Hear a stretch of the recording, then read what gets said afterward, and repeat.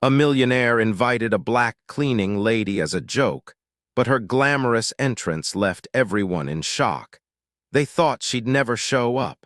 A black cleaning lady invited as a joke to a billionaire's gala. But when she walked through those doors, dressed like royalty, every head turned, every whisper died. What they didn't know was this woman wasn't just a guest. She was a storm. And tonight, she came to reclaim everything they stole. Keep watching. You're about to witness a truth they tried to bury for decades. The gold envelope was thick, heavy, and glimmered like it held a crown inside. It did not. It held a joke. A cruel, expensive, well-manicured joke. Richard Blackwood handed it to her with a smile that didn't reach his eyes, the kind of smile that carried daggers tucked behind dimples. "A charity gala," he said, swirling his champagne. "Saturday night, dress code, maximum elegance. I'm sure you have something suitable in your wardrobe, don't you, Victoria?" He said her name like it was an inconvenience. Around them, laughter rippled through the hallway, sharp and slick like ice cracking underfoot. Victoria looked down at the invitation, then back up into Richard's face. She said nothing. Not then. Just took the envelope with both hands, nodded once, and walked away, her steps silent on the marble floor she had scrubbed every morning for the last 2 years. She had cleaned every inch of that mansion. The floors that reflected back her silhouette like a shadow of someone not quite there. The windows that revealed the world of wealth she never belonged to. The chandeliers that sparkled with the same arrogance as the guests who walked beneath them, never once looking her in the eye. But she had seen them. She had seen everything. In the kitchens, she overheard their secrets. In the drawing rooms, she watched them scheme. In the bathrooms, she wiped away the makeup they wore like masks. She was invisible to them, just another fixture of the house, like the antique rugs or the gold-rimmed vases. But she remembered every look, every whisper, every insult disguised as polite silence. 3 days before the gala, she received that invitation, and the laughter that came with it. She knew exactly what they intended. Richard Blackwood, heir to one of California's oldest fortunes, had invited the black cleaning lady to his charity gala as entertainment. Not the kind you applaud, but the kind you smirk at behind champagne glasses. He didn't need to say it. The glint in his eyes, the sideways glance to his wife Helena, said it all. "She won't show," Richard said that night as Victoria vacuumed the hall outside his study. Helena, reclined on a velvet chaise, let out a lazy laugh. "She might. But if she does, she'll probably show up in something borrowed, looking so out of place she'll run out crying in 10 minutes. Richard chuckled, tapping his crystal glass against the side table. "Let's make it interesting. 100,000 says she won't make it past the first toast." Helena grinned. "You're terrible, Richard." "She'll be the lesson," he said, more to himself than to her. "You don't cross social lines, especially not her kind." Her kind, outside the study, Victoria stood motionless, the vacuum cleaner still humming beside her, forgotten. Her hands clenched around the handle, her breath shallow. She had heard enough. But she didn't cry, she didn't storm out, she didn't even flinch. Instead, she turned off the vacuum, calmly walked to the utility room and pulled out her notebook. The one she kept hidden behind cleaning supplies, between a box of gloves and a bottle of bleach. And she wrote one sentence. "They think I won't show." That night, while the house slept, Victoria opened the trunk at the back of her closet. A place she hadn't dared touch in over a decade. Inside was the dress. It was deep emerald velvet with embroidery that caught light like a secret. It smelled faintly of cedar and memory.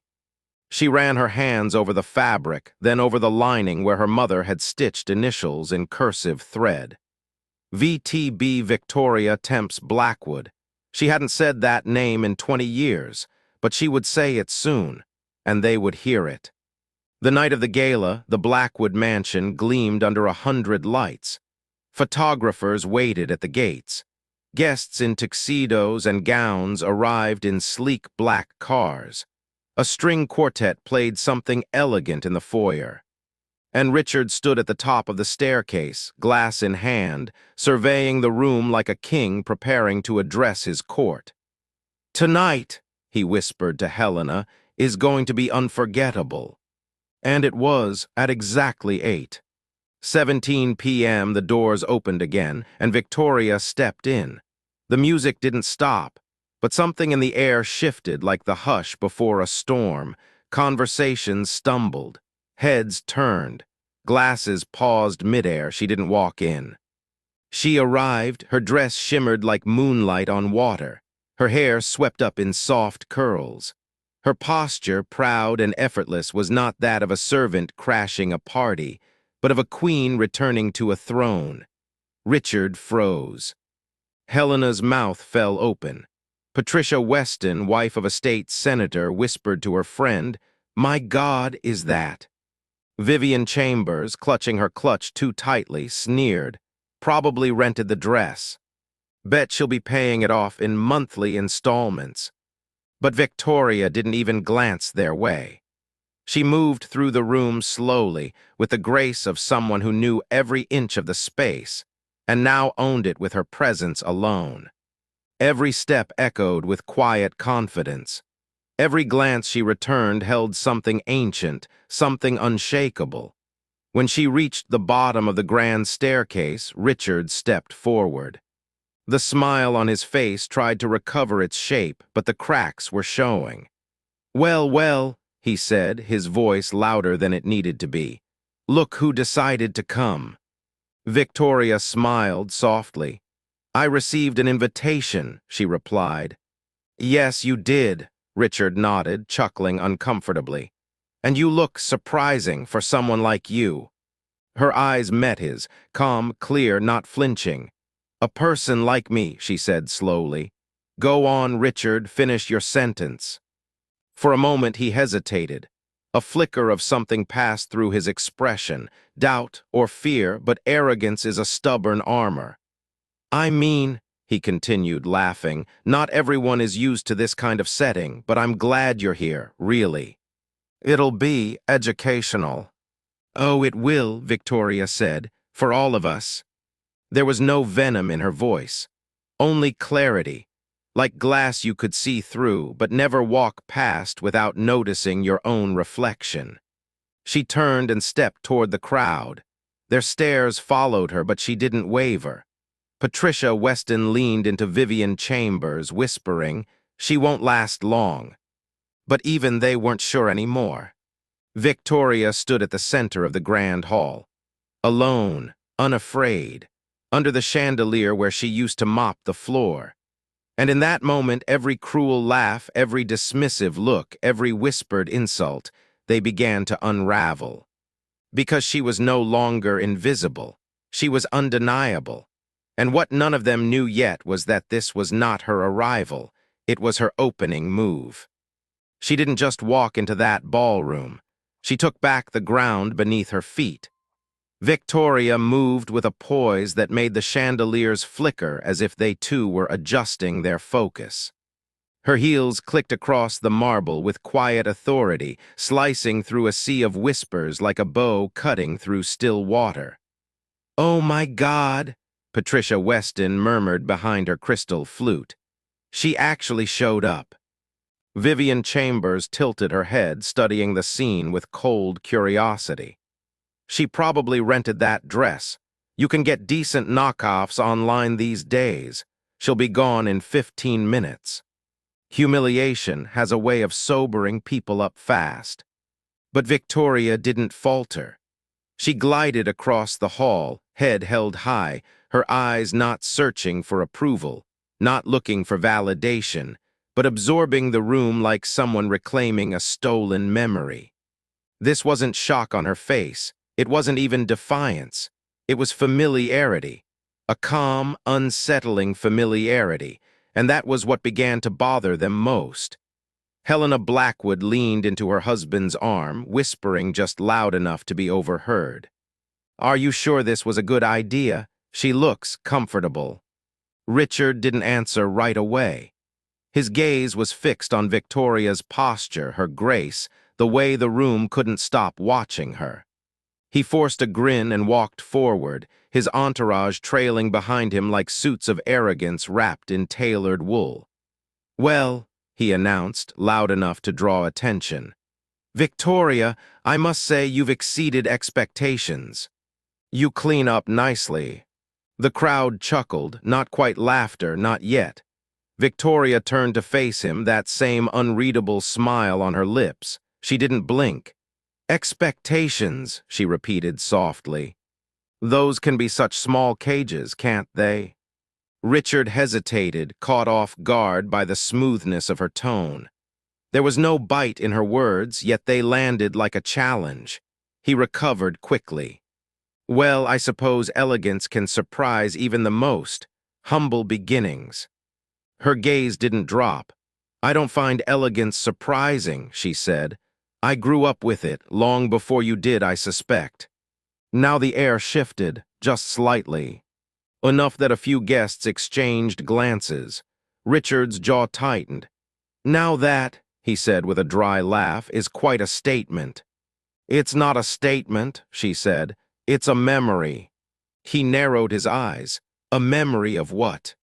"Of watching from the kitchen doorway." Victoria smiled gently. "Of walking these same halls as a child, only back then people spoke with fewer masks." He opened his mouth to speak, but she stepped forward, not threateningly but decisively. Close enough that the chatter in the room stilled, close enough that her voice didn't need to rise. "You think this night is about mockery," she said, "but what if it's about remembrance?" Richard's eyes flickered, that crack of confusion again. Patricia Weston sipped her drink a little slower now. "What is she talking about?" Vivian shrugged, but not as carelessly as before. "She's bluffing," Richard said quickly, more to the room than to her. But Victoria's stillness made his voice sound thinner than he meant. "I used to play beneath that grand piano," she said, gesturing gently to the corner of the room. "Before it was replaced, my mother taught music here.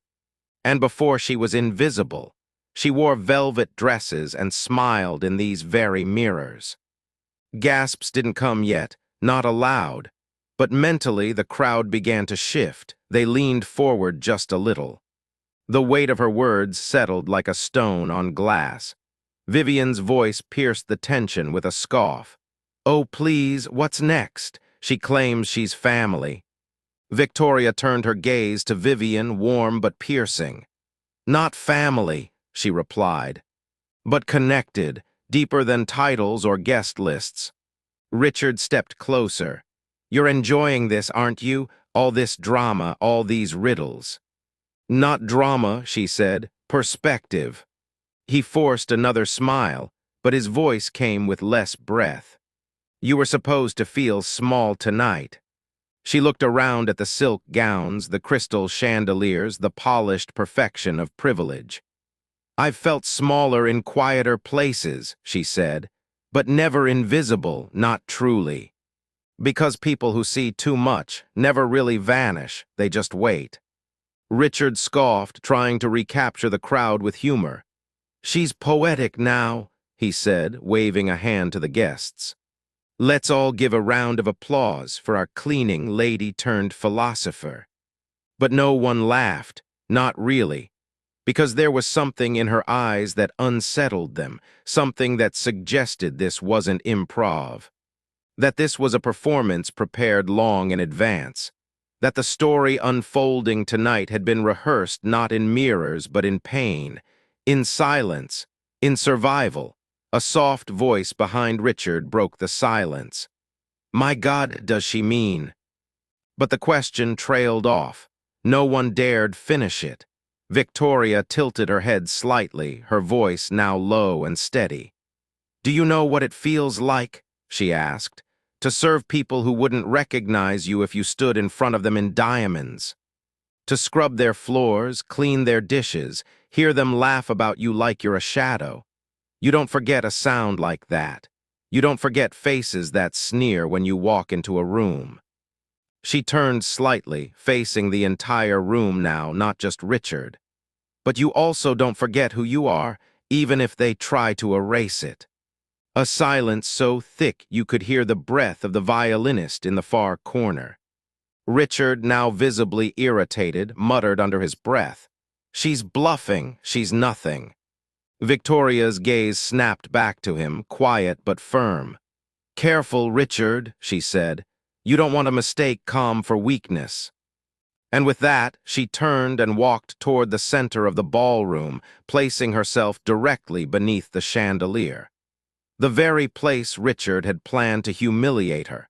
Instead, she stood like a monument in the storm he created. And it was in that stillness, that poise, that the guests around her finally began to understand. She didn't come here for revenge. She came here with purpose.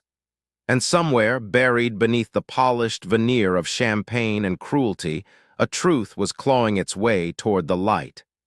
Because the woman they invited as a joke was not the woman they had come to laugh at. She was something far more dangerous.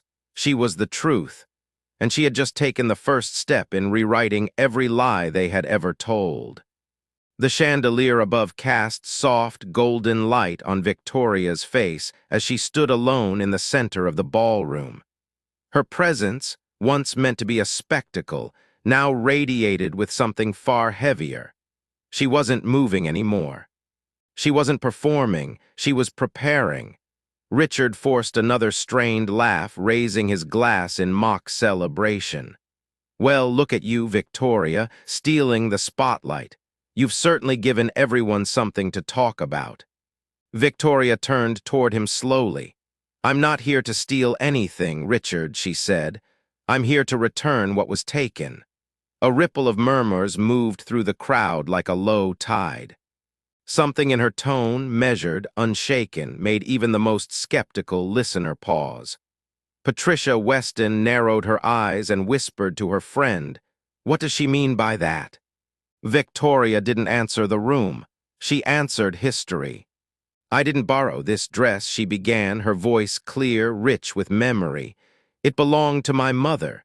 She wore it the last time she stood in a ballroom like this, right here in this house." Helena frowned. "Her mother?" Vivian Chambers scoffed. Where would her mother have gotten a dress like that? From a church donation box. Victoria smiled gently, but there was steel in her gaze. "My mother wore this dress the last time she stood beside the man she loved. And that man," she said, turning toward Richard, "was Henry Blackwood, your father." The room fell silent. Not the kind of silence that asks for more, but the kind that knows something irreversible has just been said. Richard blinked, but his jaw clenched. "That's absurd," he said. "My father never." "Yes, he did," Victoria cut in. "He loved my mother, Isabella Temps. For 5 years, she lived under this roof as his piano teacher. He promised her protection. He gave her a home. And when she became pregnant, he swore he would take care of us both." The silence cracked open into whispers. Heads turned. Eyes darted between Richard and Victoria. "You're lying," Richard said. His voice trembled just barely. "You're making this up." Victoria reached into the small clutch she carried, pulled something out, and held it high. The guests leaned in. A ring, not just any ring. A sapphire set in platinum, crowned by the Blackwood family crest. Some gasped audibly. Others turned pale. "This ring was given to my mother by your father," she said. "The same one you now claim died without an heir.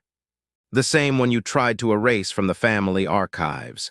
Richard stepped forward, voice rising. "Where did you get that?" "That's a family heirloom. You stole it." "You can't steal what is already yours by birthright," Victoria replied. Helena looked around the room, visibly shaken. "Richard, is she serious? Did your father?" "She's delusional," he snapped. "This is some elaborate game. She's not my family. She's a liar." Victoria's voice cut through him like glass. I'm not your cousin, Richard. I'm your half-sister. The room broke into a sea of gasps, muffled exclamations, hands clasped to mouths. Someone dropped a wine glass. It shattered near the dessert table. Richard's face lost its color. You're insane, he muttered. My father would never. He did, she said, steady as stone. And you've known all along. You can't prove any of this. Victoria looked toward the grand entrance. Then she gave a small nod. 3 people entered the room. The first, a woman with sharp eyes and a press badge clipped to her coat, Diane Morrison, Beverly Hills, most feared investigative journalist. The second, a man in a tailored charcoal suit carrying a leather briefcase, David Chun, a prominent inheritance attorney. And the third made Richard stumble backward. Dr. Hamilton, Helena whispered in disbelief. The elderly physician stepped forward slowly but purposefully. His hands trembled slightly, but his voice did not. 20 years ago, Dr. Hamilton said, I was the personal physician to Mr. Henry Blackwood. I signed his death certificate.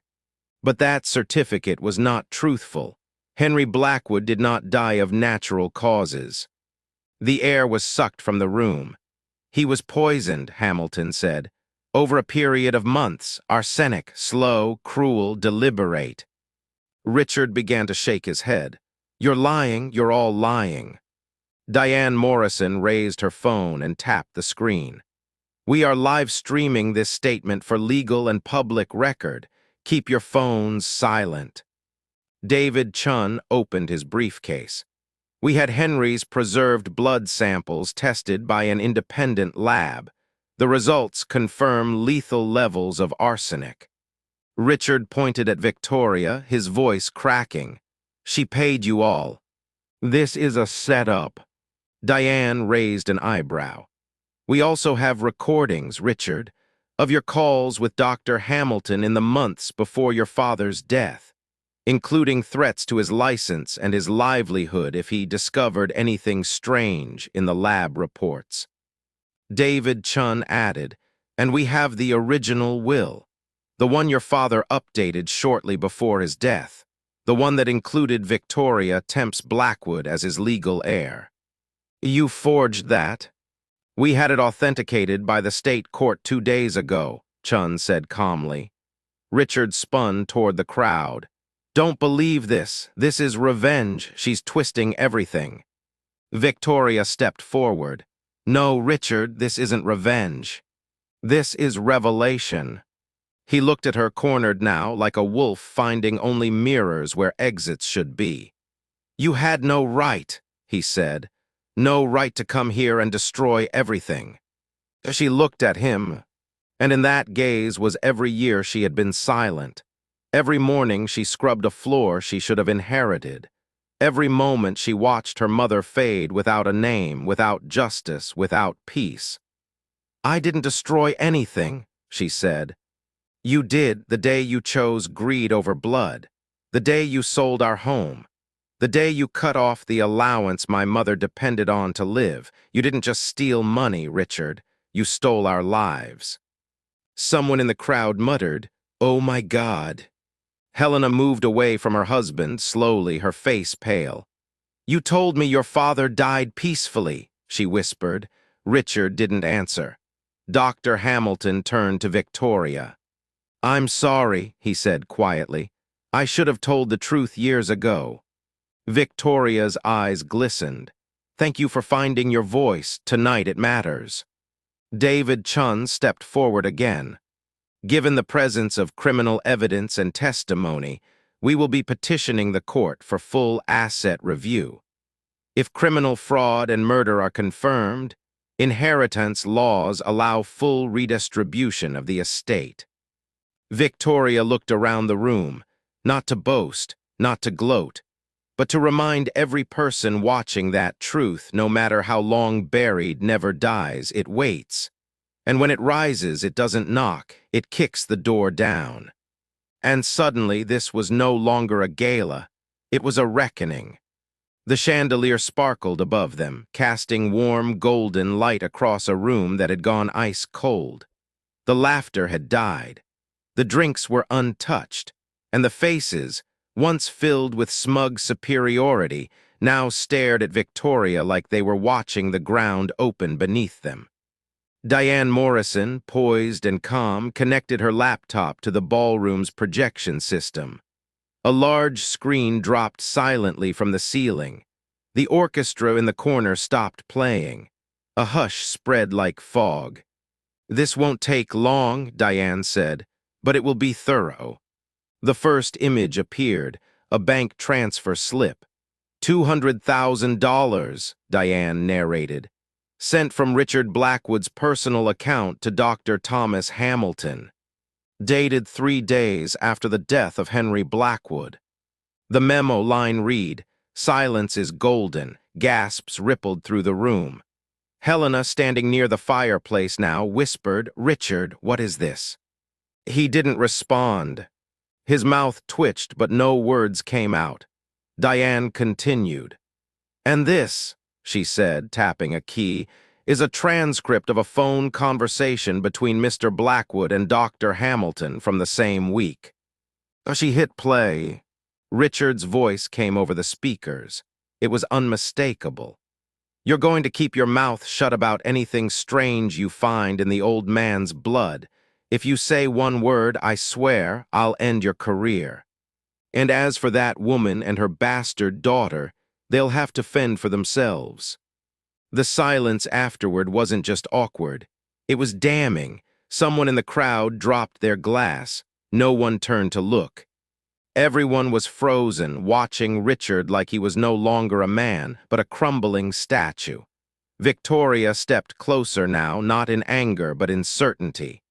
"You didn't just erase me," she said. "You erased a life.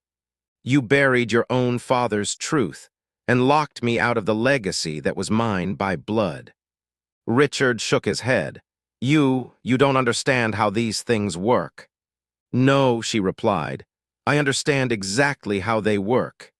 I cleaned your floors. I carried your secrets.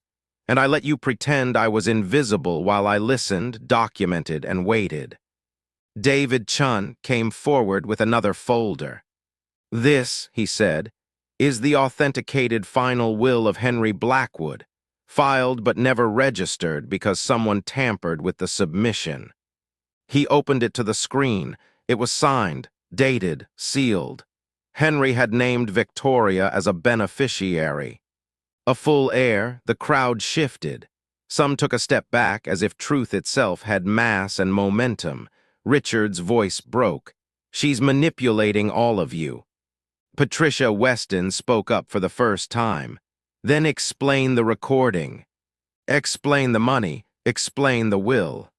Richard looked at her, stunned. "You don't believe me." "I believed you for 20 years, she said, "and that was my mistake." Diane advanced the slides again. "Here," she said, "is an email chain between Mr. Blackwood and his accountant. Subject line, cover strategies, discussing how to conceal embezzled funds from the company's charity wing." The email read, "I need you to make the numbers dance. If they trace the money, blame it on market expansion. Use the nonprofit expenses if you have to." Victoria didn't gloat. Her expression remained steady, like the calm before a storm that had already passed. She turned to Richard. "You didn't just kill our father," she said, loud enough for the entire room to hear. "You made me watch you inherit his legacy while I scrubbed the baseboards of your empire." Richard tried to shout something, but his voice cracked. Sweat rolled down the side of his face. "I didn't kill anyone," he muttered. "You poisoned him," Victoria said.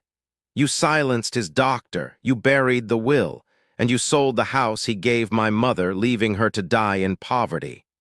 Richard's hand clenched at his side. "I had no obligation to that woman or to you." Victoria stepped forward, closing the space between them. Her voice dropped to a quiet intensity. "But you took the money, you took the company. You took every piece of him, and you made sure I couldn't even claim his name. Helena finally spoke, her voice shaking. You told me your father died of heart failure. He turned toward her, desperate now. I had no choice, he whispered. If that will had gone through everything, everything would have changed. It should have changed, Victoria said. But instead, you made me clean the house that should have been part of my home. The screen behind them changed again. Diane played one final recording. This time there was no narration, just Richard's voice, calm and cold. Hamilton, just burn the damn file. I don't care what you found in his blood. That man changed the will and threw his money away. If you say anything, you'll never work again. And don't worry about the girl. They're used to surviving on scraps. The weight of those words didn't just settle in the room. It cracked something open. Helena turned away. Patricia Weston covered her mouth. Even Vivian took a step back. Richard looked like a man unraveling. Victoria raised her chin. You called me the help, she said, but you were the one cleaning your conscience with lies. Richard staggered backward, reaching for a chair. I can explain. There's nothing left to explain, Victoria said. You killed our father, you stole what was mine, and you let my mother die forgotten. Tears welled in her eyes, but her voice didn't waver. For 20 years I buried my pain beneath obedience. I swallowed your insults. I stood by while you toasted to your victories. But tonight I brought the truth with me. And it doesn't need your permission to be heard. Richard collapsed into the nearest armchair, shaking. The guests no longer looked at him. They looked through him. Because once power loses its illusion, all that's left is the man behind the curtain. And Richard Blackwood had been exposed. In the brightest ballroom light, under the weight of legacy and lies, his empire was already falling. And Victoria hadn't lifted a sword. She had only told the truth. The sound of police sirens grew louder outside the estate. Blue and red lights danced through the tall windows of the ballroom, casting shifting patterns across faces frozen in disbelief. The same guests who had laughed earlier in the evening now stood still, like statues carved out of shame and silence. Richard sat slumped in the velvet armchair, his shoulders hunched, his palms damp with sweat. The proud tilt of his chin had vanished. His tie was loosened. His gaze, once sharp and domineering, now darted around like a trapped animal. The mask had fallen, and what remained was a man stripped bare by the truth. Two uniformed officers stepped into the room. Richard Blackwood, one of them announced clearly, "You are under arrest for obstruction of justice, fraud, forgery, and suspicion of murder. You have the right to remain silent." A gasp rose from the back of the room. Helena's hand flew to her mouth. Her heels echoed as she instinctively took a step back, separating herself from the man she once defended. "No," Richard whispered. "Not here, not in front of everyone." The officer didn't flinch. "Sir, stand up." He didn't. His legs refused him. Victoria stood motionless nearby, her hands folded in front of her, her presence calm and composed like the eye of the storm. She didn't gloat. She didn't smirk. She simply watched justice take its rightful place. The officers pulled Richard to his feet. He turned to Victoria, his voice pleading, desperate. "Please, Victoria, this will destroy everything.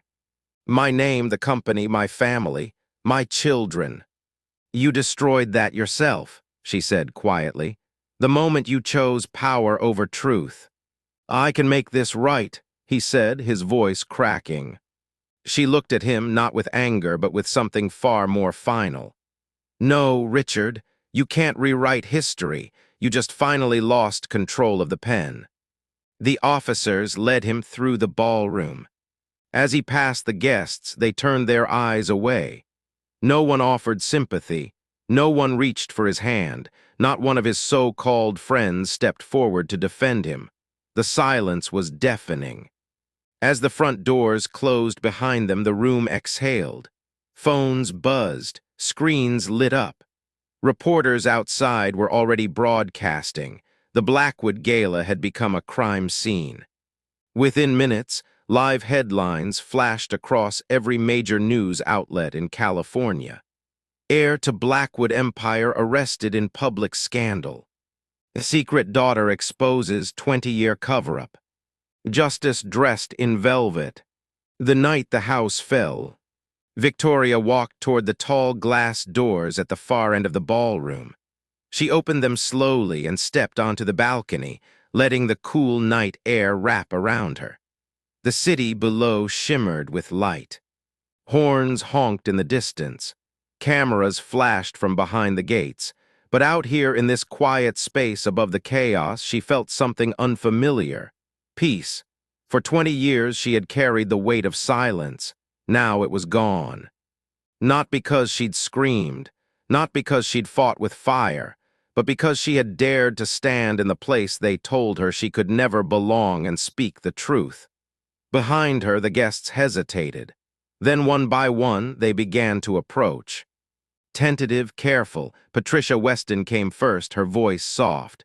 "Victoria, I'm so sorry, we didn't know." Victoria didn't turn around. "You knew enough to laugh." Patricia swallowed hard. Yes." Vivian Chambers followed, her tone more defensive than apologetic. "We didn't mean to hurt you, we just didn't think." "No," Victoria said, still facing the skyline. "You didn't." Another voice spoke from her left, Helena. She stepped onto the balcony with careful steps, her arms crossed over her chest.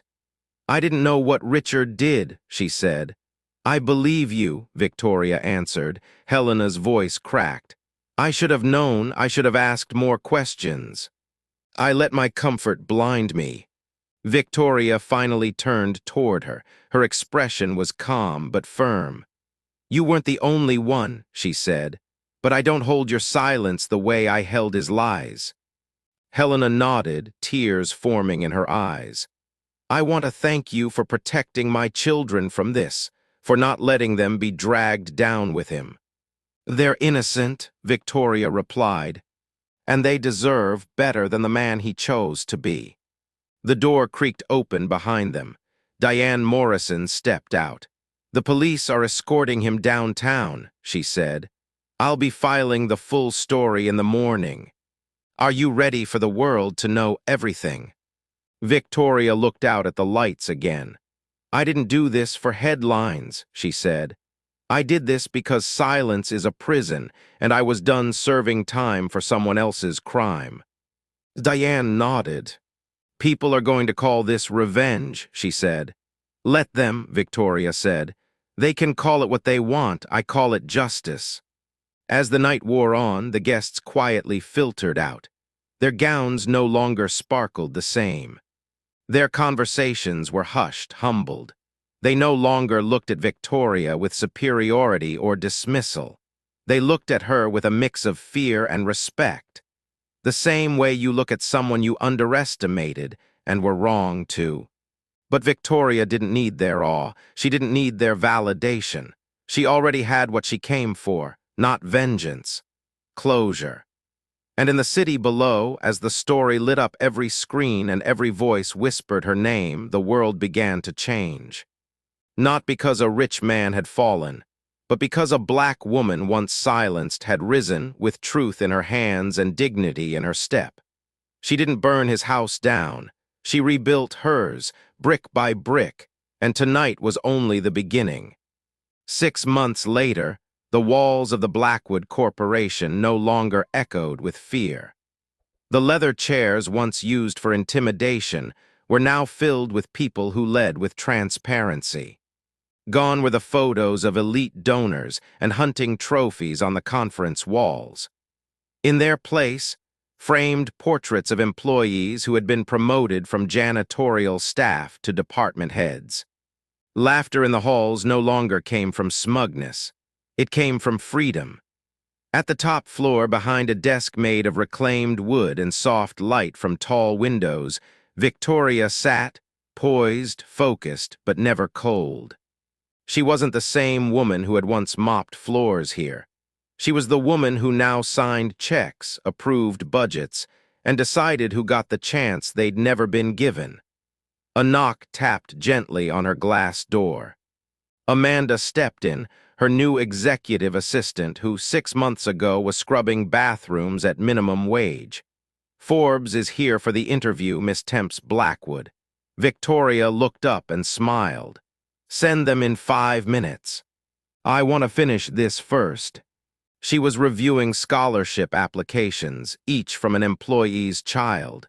She read every line, every essay. One girl wrote about wanting to be a civil rights attorney. One boy wrote about his mother cleaning 3 houses a day just to put food on the table. Victoria circled their names in blue ink. "Yes," she whispered. "Yes to both." The company had grown 40% in profit since she took over, not by cutting corners but by raising standards. Employees now had health care, maternity leave, mental health support, bonus shares based on merit. No more under-the-table promotions for friends of executives. No more silent discrimination hiding behind coded language. In the break room, the vending machines were replaced with fresh food options. The security staff had new uniforms with their names embroidered, not numbers. In the parking lot stood a new daycare center, fully funded by the company for single working parents. The shift was cultural, and it came from her. Later that afternoon, Dr. Hamilton visited her office.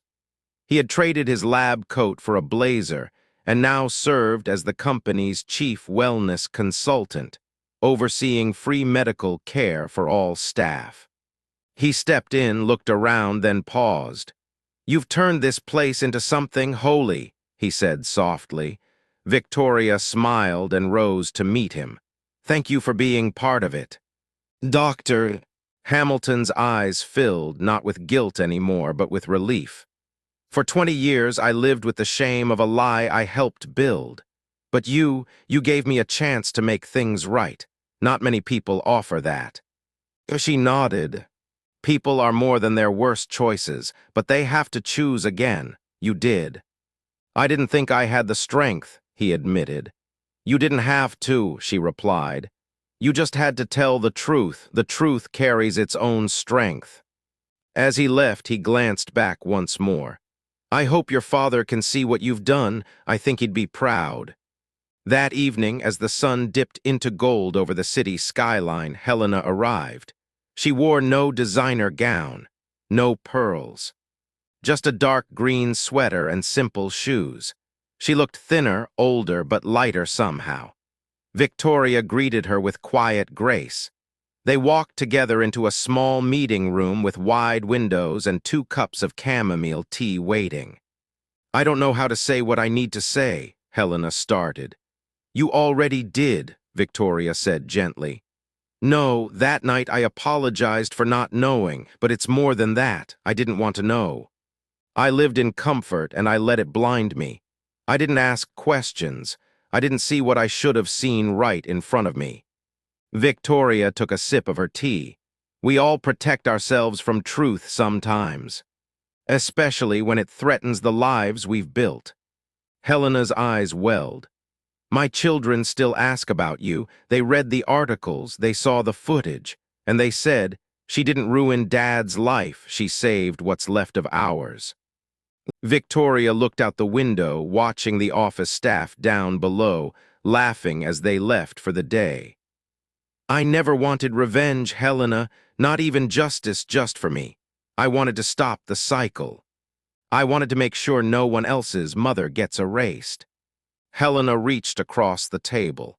"You did, you really did, and more than that, you honored his name better than any of us ever did." Victoria placed her hand gently over Helena's. "I didn't come back to wear the Blackwood name. I came back to restore its meaning." Downstairs, a new plaque had been installed in the lobby. It read, "To those who were silenced, dismissed, or erased, this place belongs to you now." That night, Victoria walked alone through the halls after everyone had gone home. Her heels echoed gently on the polished floor. She paused by the grand piano in the atrium. Her fingers traced the keys softly, reverently. Her mother's hands once played these keys, before the world took her voice, before the walls forgot her. Now they remembered. Victoria played a single note. It hung in the room, full and strong. And just for a moment she closed her eyes and let it carry her, not into the past, but forward. Because rebuilding doesn't mean recreating what was. It means shaping what should have been there all along. And this time, she wasn't building alone. The letter came on a rainy Thursday afternoon, sealed in plain white and delivered with no return address. Amanda placed it gently on Victoria's desk without a word, but the weight of it was obvious. The handwriting was jagged, familiar. Hesitant, Victoria opened it slowly, her fingers steady. Inside, just a single page. Victoria.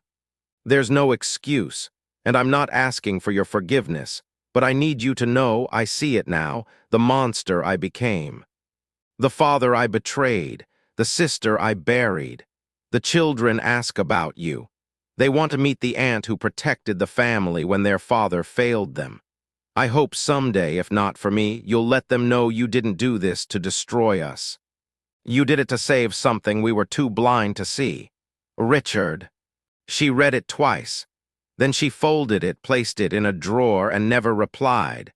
Some wounds were too deep for words, but forgiveness wasn't the point. Justice had already done its work. That weekend, Victoria sat down for her long-awaited Forbes interview. The photos were already taken. One of her in the company garden with children playing behind her. Another inside the new community resource center named after her mother. The journalist adjusted his voice recorder. People are calling this one of the greatest corporate overhauls in modern business. Some even call it revenge. Victoria smiled gently. Revenge, she said, would have meant tearing everything down and walking away. The journalist leaned in. So what would you call it? She didn't hesitate. I call it dignity. I call it reclaiming a name, not for power. Not to match their luxury, but to prove that even someone pushed to the bottom can rise and build something better than what they were denied. He nodded slowly. And if you could speak to others, people who have been overlooked, dismissed, made invisible, what would you tell them? Victoria looked past him toward the window where the garden was full of blooming sunflowers. I'd say the most beautiful revenge is to create something they never believed you could. Not louder, not meaner, just stronger. You don't burn their house down. You build your own, with walls so solid they can't be shaken by small minds or shallow hearts.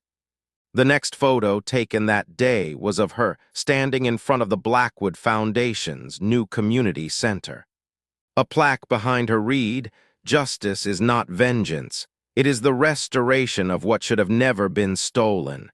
That night, Victoria didn't go out to celebrate. She went home. A modest, warm home on a quiet street with lemon trees in the backyard and books stacked in every room.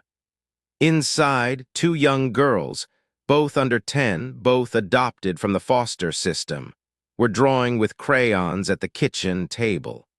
"Homework first," she said with a smile, setting her bag down. "Mama," the older one called out, "we saved you the last cookie." She laughed, sitting beside them. "You saved me a cookie, that's how I know it's been a good day." They ate together, laughed together, talked about dreams, not dollars. As the girls got ready for bed, Victoria knelt beside them for prayers. They didn't talk about money. They prayed for kindness, for courage, for the next child waiting to be chosen. Later that evening, she stepped out onto her porch with a warm cup of tea. The night air was soft. The rain had passed. Stars scattered gently across the dark sky. She stood there quietly, letting the silence speak. Not the silence of suppression, but of peace. Because the war was over. and she had one without ever raising her voice. What Richard never understood was that you can strip someone of titles, deny them wealth, laugh at their skin, their job, their pain. But you can't bury light, you can't silence the truth forever, and you can't defeat a woman who knows who she is. Victoria wasn't just the girl they tried to humiliate. She had become a symbol, not of revenge, but of hope, of justice served, of dignity rising. And in that stillness, as the porch light glowed behind her, she whispered what she wished someone had told her mother. They can step on you. They can erase you from photos, from papers, from family trees. But they can't kill what was born to rise. Not when the fire is truth. Not when the name they tried to strip becomes the banner you carry. She closed her eyes and took a breath, because tonight the world didn't just know her story. They believed it, and in doing so they gave space for others who had been ignored, dismissed, passed over, to finally be seen. You can trample a person, but you can never extinguish the fire of justice, not when it burns from within. Sometimes the most powerful victory isn't loud or triumphant. It's quiet, dignified, and rooted in truth. Victoria's story reminds us that no matter how much the world tries to push you aside, your worth is never defined by the labels others place on you, but by the strength you carry within. Her journey is a tribute to every soul who's ever been overlooked, dismissed, or doubted. And it's a powerful reminder to all of us. Justice may take time, but when it arrives, it heals more than just the wounds. It restores dignity. If this story touched your heart, don't forget to like this video, subscribe to our channel, and share your thoughts in the comments. We truly want to hear how it spoke to you. And stay with us, because in the videos to come, we'll continue uncovering real, powerful stories of Black resilience, stories of injustice, of triumph, and of transformation that many have never heard, but everyone needs to. These are the voices that inspire, that teach, and that shine even in the darkest moments. Until next time, keep believing, keep rising. Your story matters.